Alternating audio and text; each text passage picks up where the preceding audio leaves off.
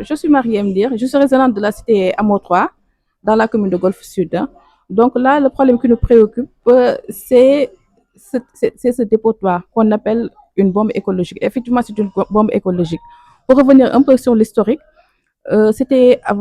il y avait la bande de Filao. Après, là, lors des travaux de la VDN3, le groupe CDE est venu installer ici sa base. Le terrain ne leur appartenait pas. Voilà, donc ils sont venus, ils ont installé leur base pour les travaux. Après les travaux, ils sont partis. Et justement, les populations étaient mécontentes parce que déjà, lors des travaux, ils ont subi beaucoup de nuisances. Et quand le CDE est parti, il n'a pas démantelé le chantier. Par la suite, le chantier était, on va dire, une poubelle à ciel ouvert, un dépotoir. Et là, vous pouvez le constater en voyant les images. Voilà. Donc, il y a des tas de gravats, ce qui pose non seulement un désastre écologique, mais aussi un problème d'hygiène publique. Parce que là, quand vous allez dans les maisons, vous allez voir la poussière. Oui, le vent amène la poussière de ces gravats à l'intérieur des maisons. Donc, ce fait qu'il y a beaucoup de gens qui se retrouvent avec des problèmes respiratoires, des asthmatiques. Voilà. Il y a aussi un problème de sécurité, parce qu'au mois de septembre, il y a un feu qui s'est déclaré dans un vieux camion citerne qui est stocké là-bas, au niveau de cette ancienne base de CDE. Heureusement, les populations ont alerté les sapeurs-pompiers qui sont venus. Et même pour les sapeurs-pompiers, il leur a fallu du temps pour venir à bout de l'incendie. Donc, imaginez si ça s'était produit la nuit et que les riverains n'avaient pas pu alerter les sapeurs-pompiers. N'importe quoi aurait pu arriver. Donc, nous, ce qu'on demande tout simplement, c'est le déguerpissement de l'occupant de cet espace. Et pour l'occupant, il y a un nom qui circule. Hein. Oui, il y a le nom de la société civile immobilière, le bâtiment, oui, qui est représenté par M. Mohamed Falilou Gueye. Voilà, c'est le nom qui circule. Donc là, on en appelle aux autorités, encore une fois, on en appelle aux autorités. Parce que déjà, on a, on a fait des démarches, hein. On a écrit, on a saisi la mairie, la préfecture, et même le préfet de Guédiawaye a reçu certains résidents. Et apparemment, les discussions ont été très concluantes. Donc, pour le moment, une première victoire, si on peut le considérer comme une victoire, c'est qu'il y a une sommation qui est tombée pour notifier l'arrêt des travaux. Voilà, donc là,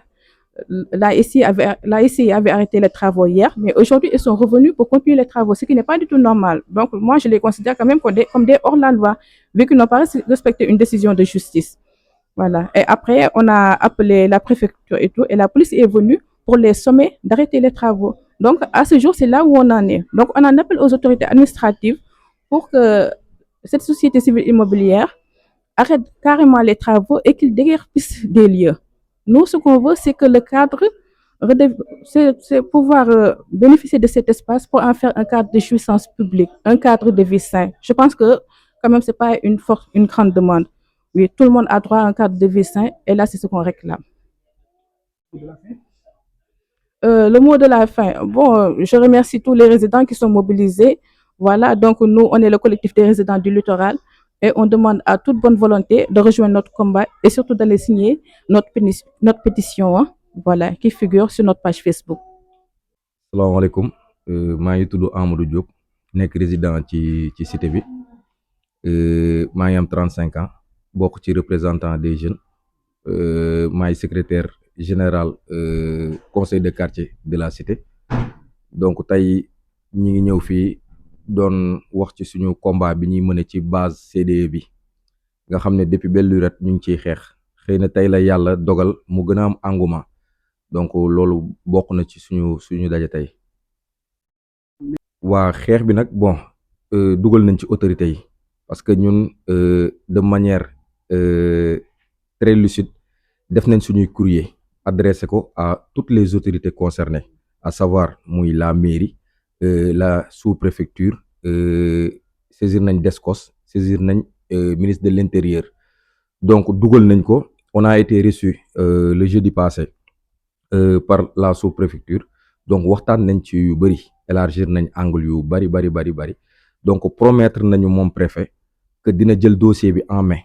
dina def ay orientation par rapport à ça, def ay rapport yónnee ko hiérarchie am.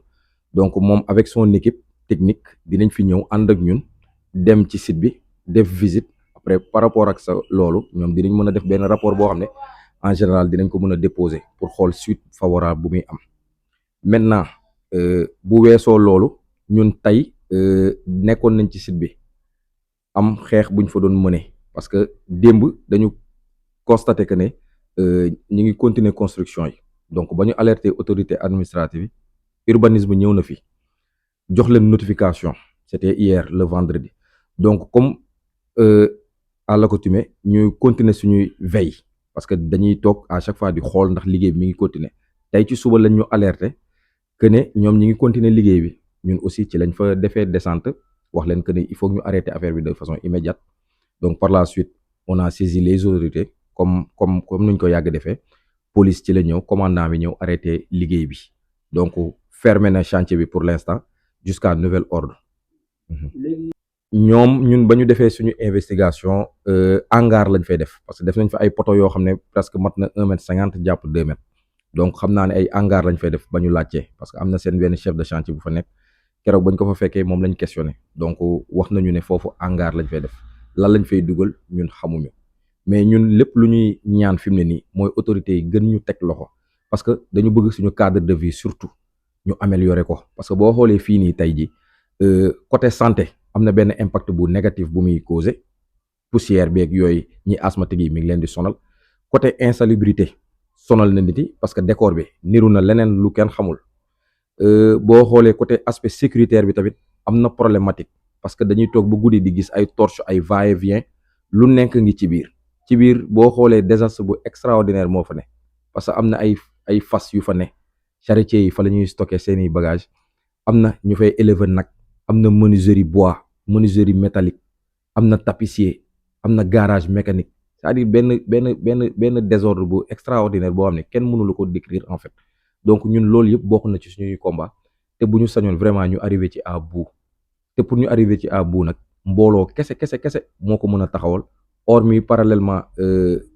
autorités yi nga xam ne saisir nañ leen ñun on reste def blocus pour au cas bu ñu gisee leneen li nga xam ne bokkul ak liñ ñu waxoon rek ñun ñu mën a tay ji réagir incha allah. Bon xanaa di remercier ñëpp di sant population wu Hamo ak littoral bi ñi ko ëmb ñëpp suñu papa yi suñu yaay yi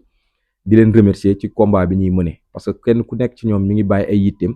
ñëw di soutenir pour rek ñu am gain de cause ci lii ñuy doxal te incha allah gëm nañ ne yàlla dinañu taxaw parce que cause bu noble la boo xam ne ñu ngi koy mëne depuis boobu te boobu ba léegi yàlla ñu ciy suturaal donc tey on a gagné une bataille.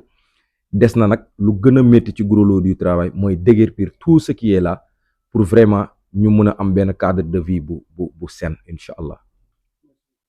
waaw boo xoolee fii ñu taxaw tey jii nii ci ay montagne la ay tas de sable ak ay tas de pierre fii bu njëkkoon forêt classée la woon ñun ñëpp fii lañ naan fooyee di fi nekk mu amoon cadre de vie bu sain léegi en 2012 ba fi CDE ñëwee war a tabax VDN 3 bi ñu def fii seen base pied à terre. ba ñu paree chantier bi démantelé wuñ ko tey jii ñu toog un certain Gueye Holding moo ñëw implanté wu fi lii yëpp ngeen di gis nii muy ay tas de pierre ay cheval à côté ay nag garage mécanique yu désordre un peu partout lii yëpp ñoom ñoo ko fi implanté tey nag dañu xëyoon mën fi benn combat parce que fii sama ginnaaw tey jii boo ko xoolee dañ fi commencé woon di tabax nee nañ ab hangar lañ fiy def ñun xeex nañ ba ñu arrêté travaux yi tey jii nii donc loolu la bokk na ci nag combat yu bëri yi nga xam ne moom la ñuy mënee boo xam ne benn tey ji tegee nañ ko ginnaaw léegi nag leneen li nga xam ne moom la ñuy sàkku di ko ñaan autorité yi mooy lépp luy mbalit fii nii di fi xeer di fi suuf ak bépp désordre bu mu fi mënta ne autorités yi ñu dimbali ñu jëlal ñu ko fi pour au moins ne serait-ce suñuy santé côté insécurité côté cadre de vie ñu am benn cadre de vie bu sain fii nii tey ji xale yi ñu ngi feebar ñi ngi am ay asthme poussière bi sonal na leen sécurité amatuñ ko guddi gi da ngay toog suba ngoon gars yi di jaabante di fi dugg lan moo fi xew kenn xamul temps en septembre passé toog nañ fi am benn incendie bu fi am ñoom jéem nañ lu ne pour fay ko mënuñu ko riverains yi ñoo mujj woo sapeur def na ci diir gu yàgg pour mën ko fay yooyu yëpp c'est des impacts négatifs yoo xam ne ñu ngi koy dund fii te bu ñu sañoon autorités yi ñu jàppale ñu ci ñun nag bépp voie administrative bi nga xam ne yoon may nañu ko saisir nañ leen ñu ngi toog di déglu mais parallèlement on reste en bloc ba keroog ñuy dem ba fu ñu yoon mbaxane doonee benn lépp lu ñu am dinañ ko ci teg bu soobee yàlla parce que fii nii c'est une patrimoine ba pare dafa légitime ci ñun parce que ñun ñëpp tey ji boo xoolee ñuy xeex fii nii pour que ñu am benn littoral bu jag la comme ñeneen ñi nga xam ne ñi ngi ci yeneen secteurs yi di ko amee donc loolu moo bokk ci suñu combat moom la ñuy mëne moo ñu andi fii tey. man maa ngi tudd Adja Bintou Niass dëkk fii cité Hamo 3 depuis 1986 li waral wax ji nag mooy ñun fii biñ fi doore dëkk si dañ ñëw gis géej gi gis filao yi site bi macha allah ñu bëgg lool ne ñu de am nañ havre de paix daal di fiy toxu si mais depuis lors il s'est passé beaucoup de choses ndax biñ ñëwee commencé xeex ak charrette yi doon tibb suuf si charrette yi nga xam ne ñu ngi doon polluer di tibb suuf si nga xam ne suuf soosu dune yooyu ñoo doon fixé filao yi ba nga xam ne géej gi avancement am du mën a gaaw même bu dee am tamit du gaaw mais ñu dem ba jëmmi jamono ñu dagg filao yooyu dagg ko am promoteur bu ñëw établir fi ba def quartier bi ñu tuddee quartier littoral ci suñu ginnaaw loolu population littorale bi dañ koo xeex ba bëgg a dee mënuñ ci dara quartier bi ñu érigé ñu ne déet ñuy def VDN 3 bi ñëwati encore daggati filao yi fi des CDE ñoo def fi basam ak pollution ba mu àndal ak coono yi ak métti yi ñu teg ci dem ak ñëw dugg suñu cité envahir ñu di ñu sotti suuf su xonk si muy latérite bi di ñu sotti béton bi ñuy concassé loolu yëpp ñu muñ ko parce que ñu ngi doon def VDN 3 bi te VDN 3 bi dafa nekk d'utilité publique yoon la boo xam ne bii population bi yëpp ñoo koy emprunté tey gis nañ njëriñ bi donc muñ nañ loolu jàll CDE dem démantelwul base bi bàyyi ko noonu ñu jékki-jékki di gis ñu ñëw di fi sotti ay camion gravat ay camion ordure mujjee gi ay sans-abri yi ñëw dugg ci biir def fa ay mbaar fi mu nekk nii population ñoo fa nekk boo demee ay naga nga fa ay fasa nga fa charretier yaa nga fa lu ne ngi ci biir site bi parce que site bu xaw a yaatu la ñu ne benn individu lañ ko affecté